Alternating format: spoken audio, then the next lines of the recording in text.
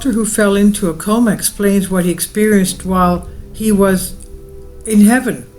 American neurosurgeon Dr. Eben Alexander claims that he reunited with his sister in the afterlife. Olivia Burke reports, a top doctor claiming to have visited heaven while he was in a coma has revealed what he experienced, which left him convinced that there is life after death. American neurosurgeon author Dr. Eben Alexander explained that he felt reborn after suddenly regaining consciousness while doctors were weighing up whether to continue providing him with life support. Talk about the nick of time, right?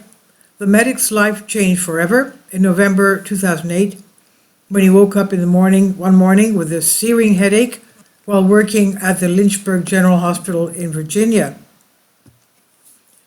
He says, within a few hours I went into a coma.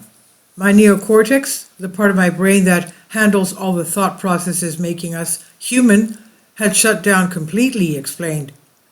It was determined that Alexander was suffering from bacterial meningitis, which was eating into his brain like acid and inflaming his spinal cord, and his chances of surviving were little to none. And Dr. Eben Alexander used to be skeptical about the afterlife until his brush with death.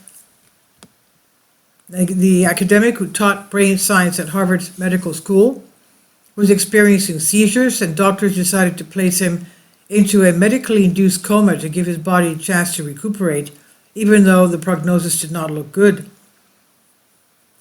I was in deep coma, a vegetative state, and all the higher functions of my brain were offline. An excerpt from his book, The Map of Heaven, says, scans showed no conscious activity whatsoever.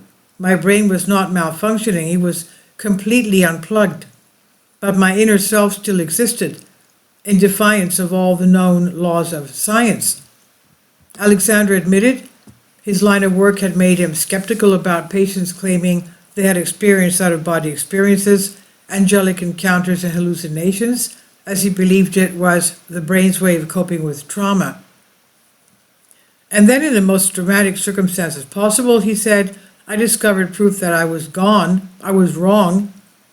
For 7 days, as I lay in the unresponsive coma, my consciousness went on a voyage through a series of realms, each one more extraordinary than the last.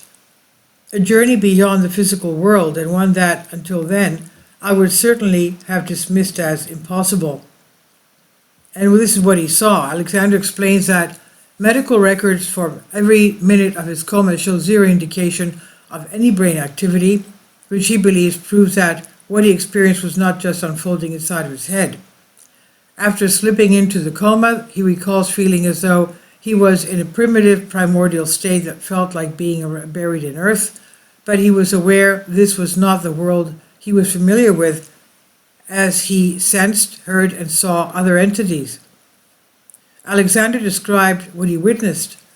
After an expanse of time had passed, though I cannot begin to guess how long, a light came slowly from above, throwing off marvelous filaments of living silver and golden effulgence. It was a circular entity emitting a beautiful heavenly music that I called the spinning melody. The light opened up like a rip in the fabric of that coarse realm, and I felt myself going through the rip up into a valley full of lush and fertile greenery where waterfalls flowed into crystal pools. There were clouds like marshmallow puffs of pink and white. Behind them, the sky was a rich blue-black. This world was not vague, he said. It was deeply, piercingly alive, and as vivid as the aroma of fried chicken, as dazzling as the glint of sunlight off metalwork of a car, and as startling as the impact of first love. It was paradise, and Alexander wanted to travel into it deeper and deeper. He describes heaven as being a vast, various, and populated as earth, but he says that nothing is isolated, alienated, or disconnected there, adding everything is one. Alexander explained that while soaking up the sheer beauty of the place, he eventually encountered an infinitely powerful deity, who he referred to as Om, who served as his guide. She was an extraordinarily beautiful woman who first appeared as I rode as that speck of awareness on the wing of that butterfly. He said, "I'd never seen this woman before. I didn't know who she was. Yet her presence was enough to heal my heart, to make me whole in a way I'd never known was possible. Her face was unforgettable. When she looked at me, I felt such an abundance of emotion that if nothing good had ever happened to me before, the whole of my life would have been worth living for that expression in her eyes alone. It was not romantic love, it was not friendship, it was far beyond all the different compartments of love we have on earth. Without actually speaking, she let me know that I was loved and cared for beyond measure, and that the universe was a vaster, better, and more beautiful place than I could ever have dreamed. Being reborn, she reassured Alexander that he was loved, cherished, and had nothing to fear, which he said made his alleged time in heaven an utterly wonderful experience. Meanwhile, he'd been in a coma for a week and showed no signs of improvement, prompting doctors to consider whether they should turn off his life support. But then suddenly he regained consciousness. My eyes just popped open, and I was back. I had no memories of my earthly life, but knew full well where I had been, he explained. I had to relearn everything, who, what, and where I was. Over days and weeks, like the gently falling snow, my old earthly knowledge came back.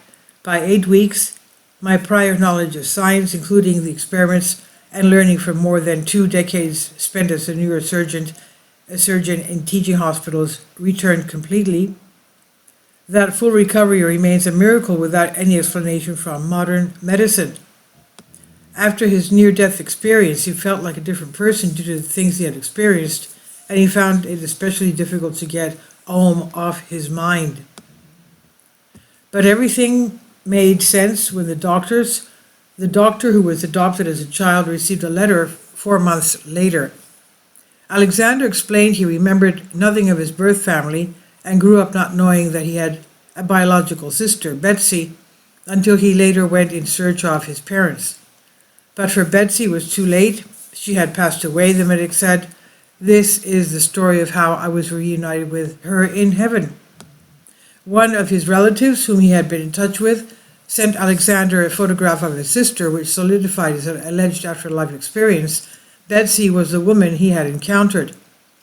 The shock of recognition was total, Alexander added. The moment I realized this, something crystallized inside me.